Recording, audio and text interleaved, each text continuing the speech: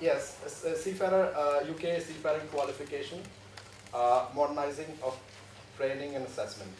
So when I say about seafaring qualification relevant to yachts, we need to keep in mind, because it comes under Article 9 training, certification, Chapter 7 training, there's a lot more flexibility.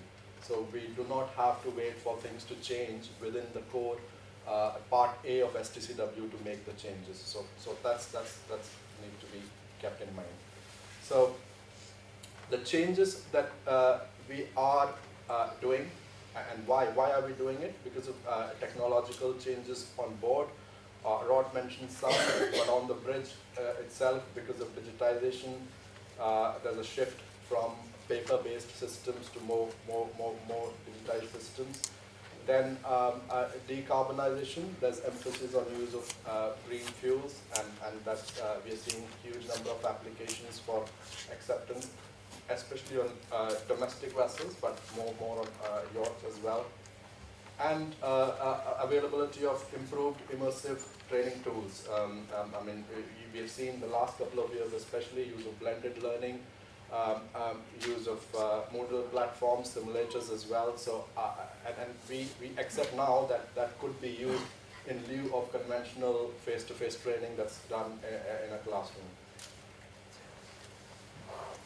So if we talk about technological changes on board, well, it started, this was a big thing then, but thereafter, since we've moved on, now UKHO have formally announced a timeline for phased exit of paper charts starting from 2026. I say from 2026, it's actually from 2023, starting with Australian coast, because there's not demand for paper charts.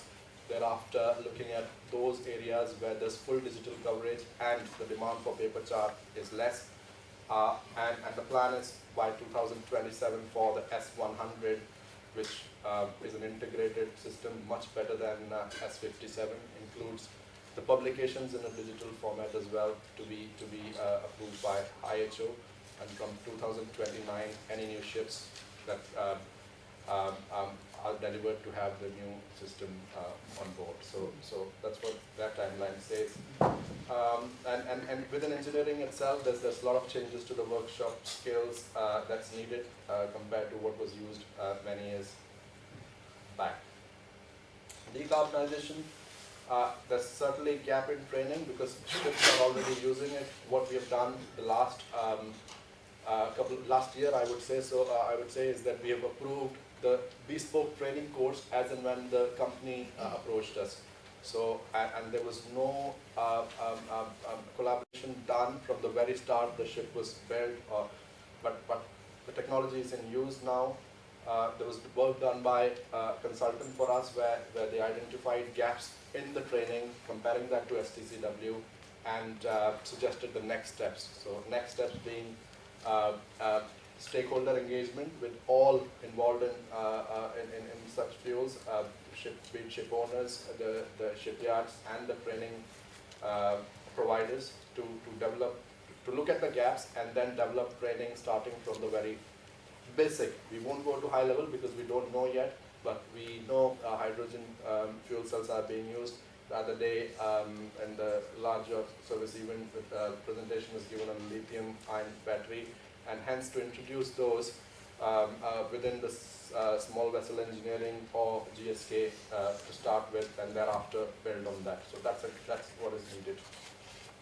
So, and immersive tools, I won't talk about much, but simulator training need to be accepted in lieu of sea service, because now the technology is there. There could be tasks better performed on a simulator than while at sea, because it gives us the facility to do that. So that's the regulations for that will be in place from from early January, which would allow us to do different ways of flexibility in sea service.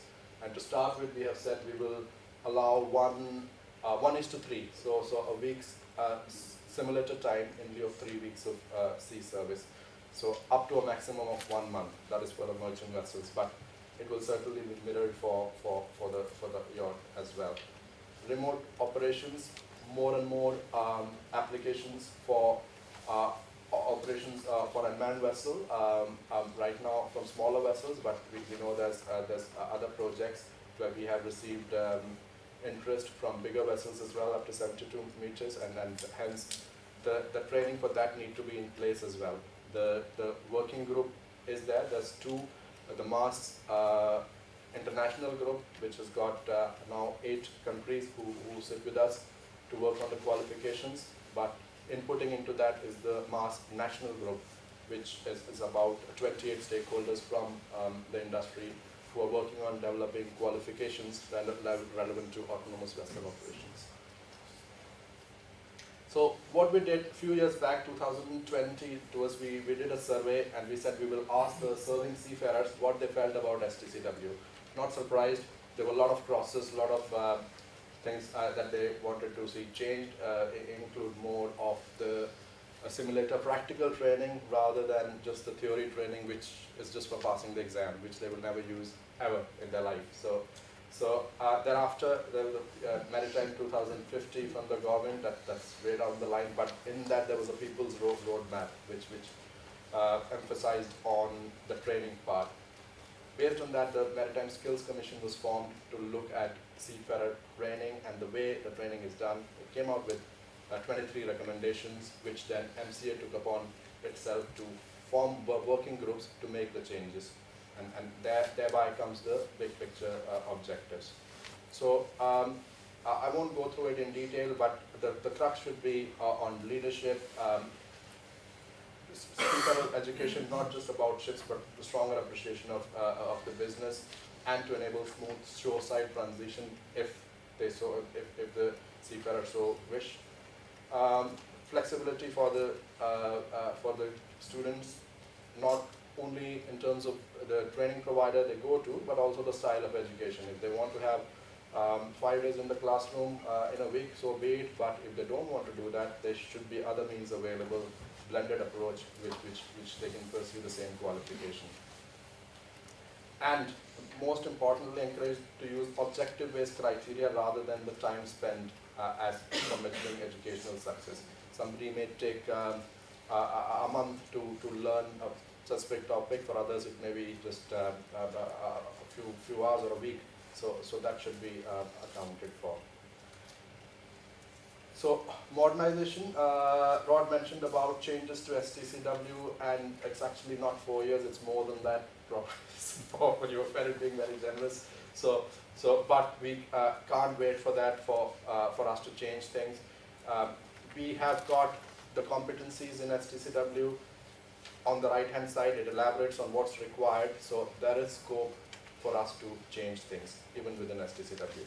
I know the comprehensive review has been initiated. There will be papers put this year by ICS, MCA. Next year we are planning to put in a detailed paper based on all the work that's happening with the modernization, evidence-based, to change the way it is.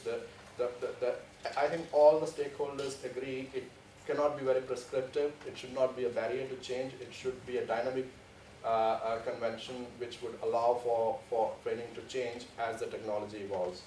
So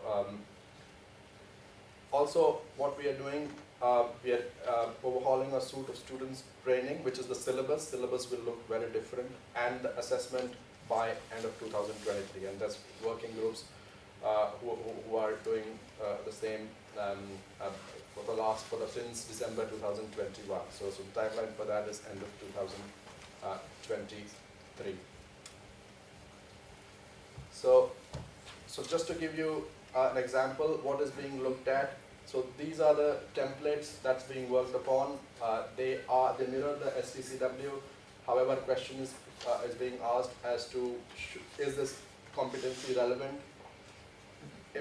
For the training record book, what are the tasks that's related to it and what needs amending, and how would you modernize or amend this particular competency? So you can see the views from the stakeholders where they say paper charts still have a place, but the weightage need to change. Then on the right hand side, yes, they say more inclusive simulator training to give cadets experience of taking a fix, and also one example, so there's 72 templates, which includes nautical, engineering, and PTO qualifications. So all of that is being looked at by the group. It won't be a final product just because there's 12 or 14 stakeholders who have decided that's how it should be.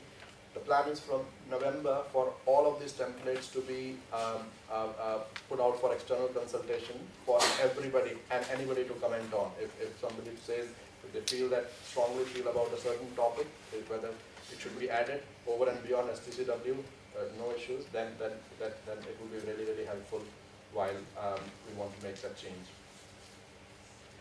So updates, as I said, the amended regulations for MCA, the SI will look very different from January, which gives us the opportunity to make any change quickly rather than waiting for any regulation to be updated. It's more flexible. It's not very prescriptive and talk about number of hours in classroom and whatnot. It talks about the overarching requirement, but then within that there will be flexibility as to how it can be achieved.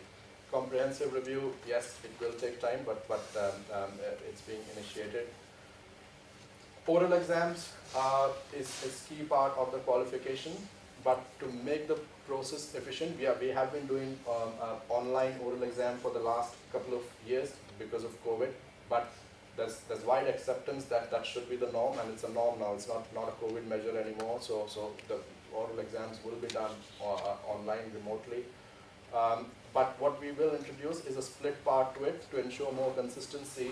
The first part should be will be done online with a proctoring tool without any involvement from the surveyor.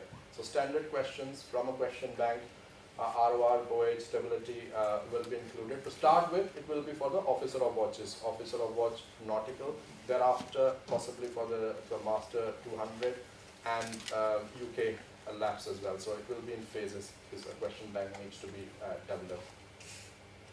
Review of written exams need to be done. It will not be written exams, possibly will not be written exams in future, because if we are spending less time on paper charts, if we are spending less time calculating manual stability, it should be relevant to what's actually done on board. The assessment should also mirror a passage planning on an egg test and loading or unloading on a stability computer.